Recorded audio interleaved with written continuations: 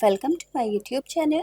आज मैं आपको क्लास थर्ड के लिए ईवीएस के चैप्टर नंबर थर्ड को पढ़ाऊंगी बच्चों। हैंड टू हैंड सभी क्वेश्चन आंसर लिखने बता दूंगी ताकि अलग से वीडियो को देखने में आपका थोड़ा भी टाइम वेस्ट ना हो। तो पढ़ना स्टार्ट करते हैं। बुक के पेज नंबर 19 पर चैप्टर नंबर 13 है जिसका नाम है पानी रे पानी। तो देखो बच्चों, चैप्टर के टाइटल से ही पता चल रहा है कि इस चैप्टर में हम पानी से रिलेटेड बातों को पढ़ेंगे। तो यहाँ पर सबसे पहले एक कविता दी गई है, कविता पढ़कर सुना देती हूँ मैं आपको। मुंह धोऊंगा पानी से, मुन्ना कहता नानी से, प्यासे पानी पीते हैं, पानी से सब जीते हैं, जाने कब से पानी है, कितनी बड़ी कहानी है, कहीं ओस बर्फ कहीं, पानी ही क्या भाप नहीं, सब रूपों में पानी है, कहती ऐसा नानी है, नदियां बहती कल कल कल कल, झरने गाते छल छल छल छल, तालों में लहराता जल, कुओं में आता निर्मल, धरती पर जीवन लाया, खेत सींच कर लहराया, पर जब बाढ़े लाता है, भारी आफत ढाता है। इस कविता को बच्चों किसने लिखा है? श्री प्रसाद ने लिखा है। तो देखो, अब हम नेक्स्ट पेज पर आएंगे, बुक के पेज नंबर 20 पर। यहाँ पर इस चैप्टर के कुछ क्वेश्चन आंसर हैं। पहला क्वेश्चन है कि क्या तुम पानी पर कोई कविता या गाना गाना जानते हो? कक्षा में सुनाओ। तो आप ऐसे लिख सकते हैं, पानी रे पानी तेरा रंग कैसा, जिस रंग में मिल जाए उस जैसा। आप अपनी मर्जी से लिख सकते हो। कविता में पानी से जुड़ी कौन सी आवाजों की बात की गई है? कुछ आवाजें तुम भी बताओ। तो कविता में पानी से जुड़ी निमन निमन आवाजों की बात की गई है। छल छल, कल कल, छपाक छपाक, झरझर, टप टप आदि। थर्ड क्वेश्चन है कि कवि ने क्या कहा है? पानी कहाँ कहाँ है? तो कवि ने कहा है कि पानी नदी, झरने, झील तथा कुओं में है। आगे कुछ क्वेश्चन है।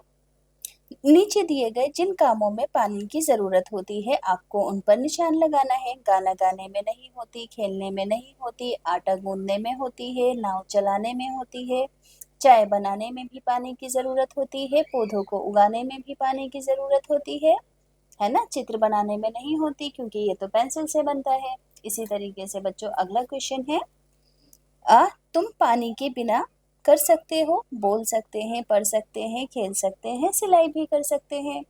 पानी के बिना हम क्या नहीं कर सकते? नहा नहीं सकते, भोजन नहीं बना सकते, बर्तन भी नहीं धो सकते और कपड़े भी नहीं धो सकते। इसी तरीके से यहाँ पर आगे दिया गया है, एक मिनट सही से इसको मैनेज कर लूं मैं। किसके लिए कितना पानी?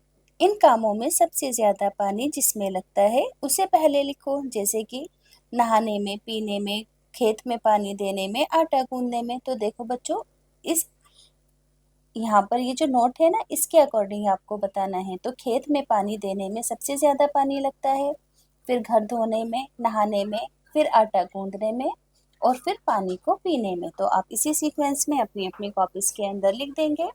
अगले पेज पर आएंगे, पेज नंबर 21 है।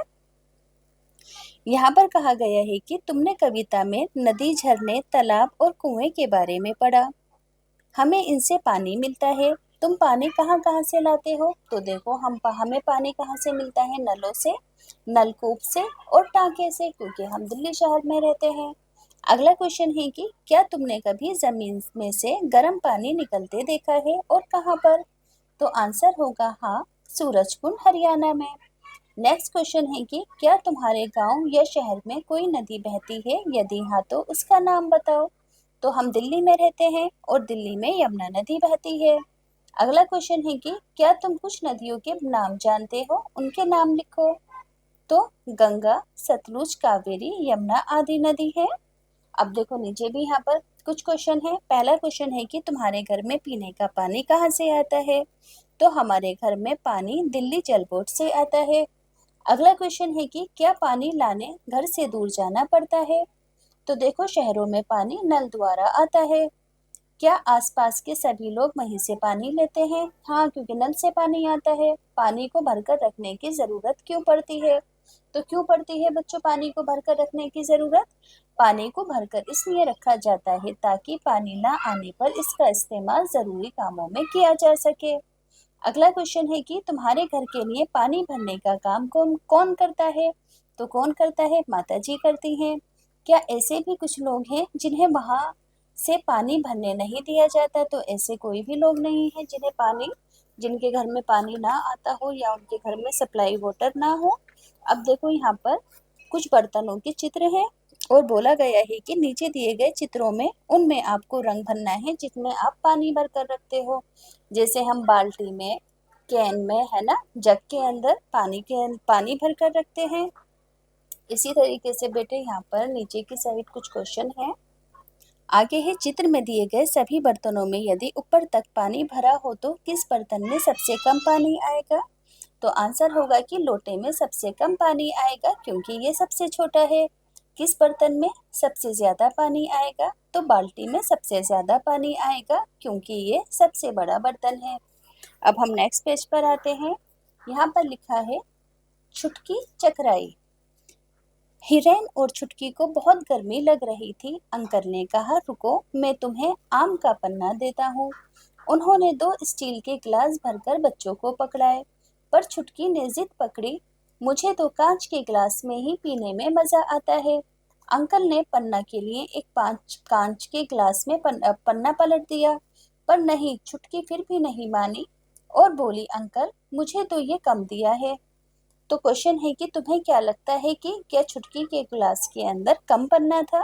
तो नहीं, छुटकी के गिलास में कम पन्ना नहीं था क्योंकि गिलासों का साइज अलग अलग था।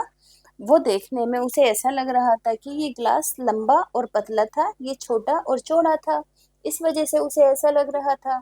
अब देखो यहाँ पर पजल है, पजल को पूरा करना है कि पानी कहाँ कहाँ से आता है, जैसे कि टांका, नहर, बारिश, बावड़ी, झील, कुआं और सागर। तो आप इसे अपने आप पूरा कर लेंगे देखकर। लास्ट में इनमें से जो अलग है उस पर आप गोला लगाओ।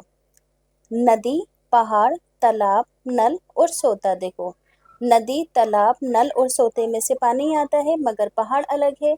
इसी तरह से नहाना, कपड़े धोना, तैरना और आटा गूंदना, इन सभी में पानी का इस्तेमाल होता है मगर कंघी करने में नहीं होता।